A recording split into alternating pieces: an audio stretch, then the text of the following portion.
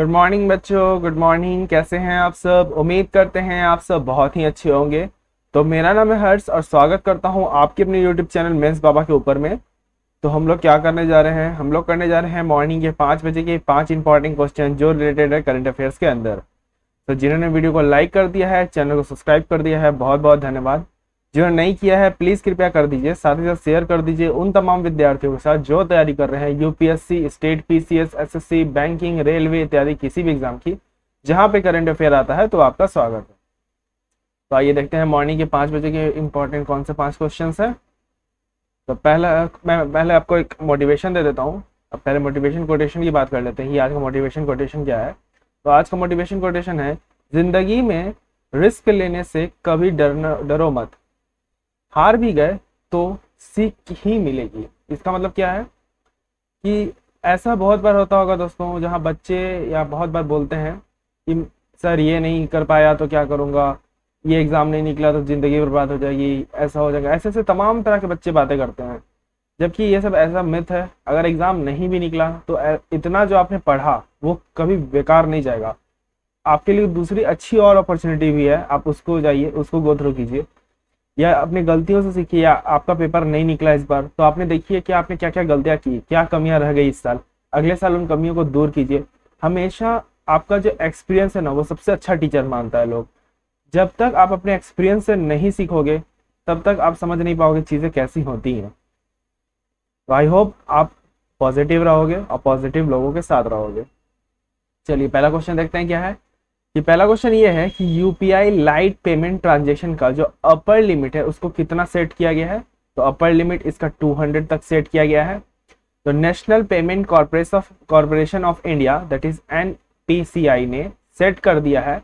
मतलब वो सेट हो गई है कि अब वो लॉन्च करेगी क्या? UPI light. आपको जानकारी होगी कि मैंने हाल ही में आपको यूपीआई 1 2 3 के बारे में पढ़ाया होगा। जिसका मतलब क्या था? जिसका मतलब यह था कि जो भी यूपीआई करना चाहते हैं, जिनके पास फीचर फोन है, फीचर फोन जैसे कीपैड वाले फोन होते हैं नोकिया वाले, उन फोन से अगर वो क्या करना चाहे, यूपीआई करना चाहे, तो वो इस एक यूपीआई 1 2 3 उसको नाम दिया गया जिससे वो पेमेंट कर सकते हैं। इसमें एक तरह का मैसेज से पेमेंट का ट्रांजेक्शन होगा, जहाँ पे यूपीआई आईडी से पेमेंट होगा। कोई स्कैन कोड इस पे काम नहीं करेगा, क्योंकि फीचर फोन पे तो ऑफकोर्स है कि स्कैन कोड जैसे एंड्रॉइड में आप स्कैन करते हो बार कोड और उसके बाद क्यूआर कोड और देन आप पेमेंट कर देते हो, बट से ऐसा फीचर फोन में नहीं होता। इसलिए इसके लिए क्या किया जाएगा? यूपीआई आईडी के द्वारा पेमेंट किया जाएगा। इसको लॉन्च करने वाली है national payment corporation of India, इसलिए उसने इनेबल कर दिया है कि इसकी जो लिमिट रहेगी वो 200 रहेगी अभी स्टार्टिंग के टाइम में। बाद में हो सकता है इसमें जो total limit of UPI light balance रखा जाएगा वो रखा जाएगा 2000, यानी मैक्सिमम बैलेंस कितना होगा? 2000 रुपया। 2000 रुपया होगा इसमें मैक्सिमम बैलेंस। ये नहीं इसका मतलब है कि आप 2000 का 2000 किसी को भेज सकते हो, आप भेज 200 ही सकते हो अभी फिलहाल के लिए। बाद में हो सकता है ये अच्छा काम करे तो उसको बढ़ाया भी जाए, परंतु अभी इसके लिए क्या किया जाए, इसके ऊपर अभी जब लॉन्च हो रही है तो ये फिलहाल अभी 200 के लिए ऊपर सेट किया जाएगा इसको। एंड 2000 इसमें क्या रहेगा? मिनिमम एक तरह का मैक्सिमम बैलेंस आप रख सकते हो, इससे ज्यादा आप नहीं रख सकते। तो आर रिपब्लिक वर्ल्ड के अंदर में इसके ऊपर आ चुका है। 20 मार्च को इसके ऊपर न्यूज आई थी, UPI lite to launch in India soon, what is it and what are the features, detail here. तो ये मैंने दिखा दिया कि आपकी न्यूज में ये आया हुआ है, इसलिए मैं इसको चर्चा कर रहा हूँ। अगला क्वेश्चन की बात कर लेते हैं। तो अगला क्वेश्चन क्या है कि किस संस्था द्वारा periodic labour force survey that is PLFS launch किया जाता है? तो इसका आंसर है नेशनल स्टैटिकल ऑफिस।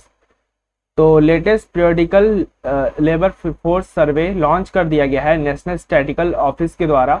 और ये किसके अंदर में काम करता है? ये काम करता है आपका मोस्पी के अंदर में, that is ministry of statics and programme implementation. जब ये लॉन्च किया गया तो इसमें यह पाया गया कि इंडिया में जो अर्बन अनएम्प्लॉयमेंट है यानी अर्बन बेरोजगारी है वो 12.6% तक जा चुकी है अप्रैल एंड जून के क्वार्टर में 2021 में। वहीं पे अगर आप जनवरी से लेकर मार्च क्वार्टर के 2021 की कंपैरिजन में देखोगे तो वो 9.3 था। यानी आपको पता था कि 2021 में कोरोना काल आने से कितना ज्यादा प्रॉब्लम हुआ, इसके वजह से आप ये डाटा देख सकते हो कि 9.3% से कितना ऊंचा जंप है, यानी कितना कम से कम 4% का जंप है। तो 4% का ऑलमोस्ट इस पे जंप दिख रहा है। तो इसलिए ये दिख रहा है बेरोजगारी के, इसके लिए बहुत सारे गवर्नमेंट प्रोग्राम भी लॉन्च करने वाली है अभी आने वाले वक्त में। मैं आपके साथ एक पॉइंट शेयर करना चाहता हूँ कि अभी मैं कोई भी स्पेशल क्लास नहीं ले पाऊंगा, इसलिए नहीं ले पाऊंगा क्योंकि अभी मैं भी आपके जैसा विद्यार्थी जीवन में हूँ, तो मेरे भी एग्जाम चल रहे हैं, तो मुझे भी पढ़ना रहता है, साथ में आपको भी पढ़ाना रहता है। तो आप इसके लिए कुछ दिन मैनेज कर लीजिएगा। ऑलमोस्ट मेरा एग्जाम खत्म हो जाएगा 2 से 4 तारीख के बीच में, तो आप तब इसके देख सकते हैं, मतलब स्पेशल क्लास में तब लूंगा, तो आप ज्वाइन कीजिएगा मुझे। तब तक आप करंट अफेयर आपका चलता रहेगा, करंट अफेयर नहीं जाने वाला। करंट अफेयर तो मैं परमानेंटली ला रहा हूँ, चाहे कोई भी दिन हो। आपने छुट्टी मांगा इसलिए मैंने छुट्टी दे भी दिया, वरना मेगा क्लास भी होली के दिन कराया मैंने। तो मैं आपके साथ लगातार बनाऊंगा क्योंकि प्रीलिम्स आ रहा है आप लोग का, इसलिए आई होप आप लोग को अच्छा लग रहा होगा वीडियोस।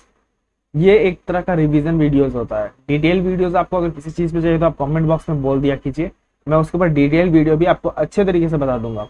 कोई व्हाइट बोर्ड खोल के कोई भी बात हवाबाजी वाली नहीं करूंगा, टू द पॉइंट बात करूंगा।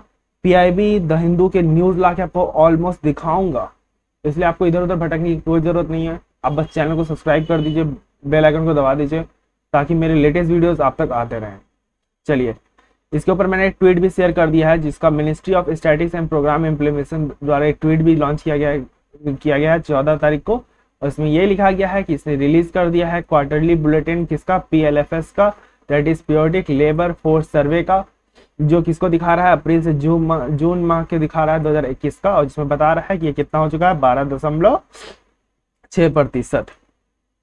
ठीक है, चलिए अगला क्वेश्चन की बात करते हैं। तो अगला क्वेश्चन क्या है कि इंडिया एंड जापान का अभी एनुअल समिट हुआ 2022 का, तो ये कहाँ पे हुआ, इंडिया के किस स्टेट में हुआ या यूनियन टेरिटरीज में? तो ये हुआ आपका न्यू दिल्ली के अंदर में।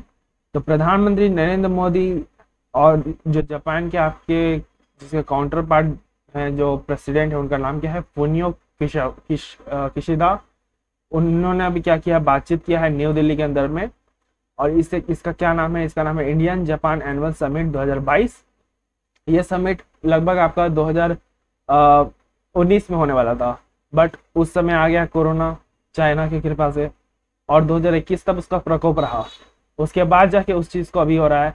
यहाँ प्राइम मिनिस्टर द्वारा अनाउंस किया गया, इंडिया के प्राइम मिनिस्टर ने ये बताया कि जापान जो है 5 ट्रिलियन येन, आपको पता है हमारे जैसे रुपया चलता है तो उनके यहाँ येन चलता है, यानी करीबन 3.2 लाख करोड़ इंडिया में इन्वेस्ट करने वाला है जापान आने वाले 5 साल में। जापान के ये पहले प्रधानमंत्री हैं जिनका नाम क्या है, फुनियोमो किशिदा, और ये पहली बार विजिट किए हैं क्योंकि 2019 में जो विजिट करने वाले थे उनका कार्यकाल अब खत्म हो चुका है, इसलिए अब 2022 के नए गवर्नमेंट बनी है जापान के अंदर में, उनका जिनका नाम क्या है, फुनियो किशिदा, वो विजिट किए हैं न्यू दिल्ली और ये इस पे बातचीत की है। और ये ऑलमोस्ट प्री मैप से ये पूछ सकता है कि प्री मैप से ये पूछेगा इसके ऊपर कि अभी जो जिस चीज पे टॉक हुआ, मान के चलो आपका कैसे मैं बताऊं, जैसे जापान और इंडिया का जो भी रिलेशन टाई हुआ अभी जिस चीज के ऊपर, वो आ सकता है कि हाल ही में किस चीज पे टाई हुआ, नॉर्थ ईस्ट डेवलपिंग नेशन को लेके क्या बात हुआ, चाइना का प्रकोप बढ़ रहा है। और मेंस के एस्पेक्ट से देखा जाए तो मेंस में क्या पूछ सकता है, मेंस में आपको यह पूछेगा कि जापान और इंडिया का रिलेशन, जहाँ पे अपने वेस्टर्न कंट्री वाले जैसे यूएसए ये सब धंधा अपना दिखाई देता है, देख रहे हो अभी कैसे उनका काम तो हथियार बेचना ही है, तो उनको देखते हुए और यहाँ पे जापान और इंडिया की जो साझेदारी निभ रही है उसमें बहुत बड़ा रोल प्ले करता है। ये 70 साल से भी ज्यादा पार्टनरशिप हो चुका है इंडिया और जापान का। तो इस पार्टनरशिप को इसके पार्टनरशिप के बहुत सारे फायदे हैं, हमारे कल्चरल के साथ साथ इकोनॉमिक टाइज भी दोनों हैं। तो इमेंस के ऊपर एक लॉन्ग क्वेश्चन इसके ऊपर बनेगा 250 वर्ड्स का, तो आप प्लीज इसके ऊपर लिखिएगा कि जो इंडियन जापान का जो रिलेशन है वो कैसे बेनिफिट है Indian economy as well as Japan economy के अंदर में, और वो क्या दिखा रहा है डेवलपिंग नेशंस एज इंडिया की क्या छवि बन रही है आने वाले वक्त में। तो अभी कीव पोस्ट के द्वारा, कीव पोस्ट में बता देता हूँ, ये यूक्रेन का न्यूज़ है जहाँ पे अभी नाम सुनते हो खार्किव, जहाँ पे रशिया हमला करने वाला है। तो कीव पोस्ट उनका नाम है, ये न्यूज़ चैनल का, उनके द्वारा लिखा गया है, prime minister of Japan told his Indian counterpart that Russia invasion of Ukraine had set a foundation of international order and. यहाँ पे क्या है ना कि ये अपने मन से कथा कहानी बना के ये बोलते हैं कि हमारे प्राइम मिनिस्टर नरेंद्र मोदी द्वारा ये कहा गया है कि इंडिया जो है मतलब बता रहा है कि जो रशिया कर रहा है वो गलत कर रहा है, बट ऐसा इंडिया ने कुछ नहीं कहा है। ये लोग का अपना धंधा रहता है, ये लोग पूरा चाहता है इंडिया झुक जाए रशिया के खिलाफ, क्योंकि एक इंडिया ही है ऐसा है जो अपसेंट कर रहा है। हम लोग सीधा डायरेक्टली कुछ नहीं बोल रहे हैं, डायरेक्टली बोल रहे हैं हाँ गलत है, ये सब नहीं करना चाहिए, अभी भी बोल रहे हैं बैठ के बातचीत करो, ये सब करो, बट कुछ डायरेक्ट एक्शन हम लोग रशिया के ऊपर नहीं ले सकते। इसलिए नहीं ले सकते, देखो भाई सच ये है कि आप देखो रशिया जो है हमारा टाइम टेस्टेड फ्रेंड है। रशिया हमारा बहुत बार साथ दिया है, चाहे वो किसी भी चाहे चीज में हो, यूनाइटेड नेशन में बात हो। बट यूक्रेन यार इसको तो कुछ जानता भी नहीं, और ये इसने कभी कभी हमारा साथ दिया ही नहीं, कभी नहीं हमारा साथ दिया, हमारे खिलाफ ही रहा यूनाइटेड नेशन में। तो हमारे personal as well as economical बहुत सारे बेनिफिट है रशिया से। तो हम रशिया को देखा हमने, टाइम जब जरूरत पड़ा, जरूरत पे जो साथ दे वही सच्चा आदमी है, बोलता है ना इंडिया के अंदर, तो जरूरत पे जिसने साथ दिया ना वही सच्चा आदमी है, तो वो अपना रशिया है। तो पूरे रशिया को तो कुछ नहीं बोल सकते ना डायरेक्ट, इसलिए इनकी मनगढ़ंत कहानी से कुछ होगा नहीं, हम लोग कॉन्स्टेंट ही रहने वाले हैं। चलिए अगले क्वेश्चन की तरफ बात करते हैं। तो अभी हाल ही में किस कंट्री ने डेवलप कर दिया है रिलेटिविस्टिक किस्ट्रॉन एम्पलीफायर, जो डिस्ट्रॉय कर सकता है किसी भी सैटेलाइट को स्पेस में? तो इसका आंसर है चाइना। इस सब करतूत में चाइना ही आगे रह सकता है।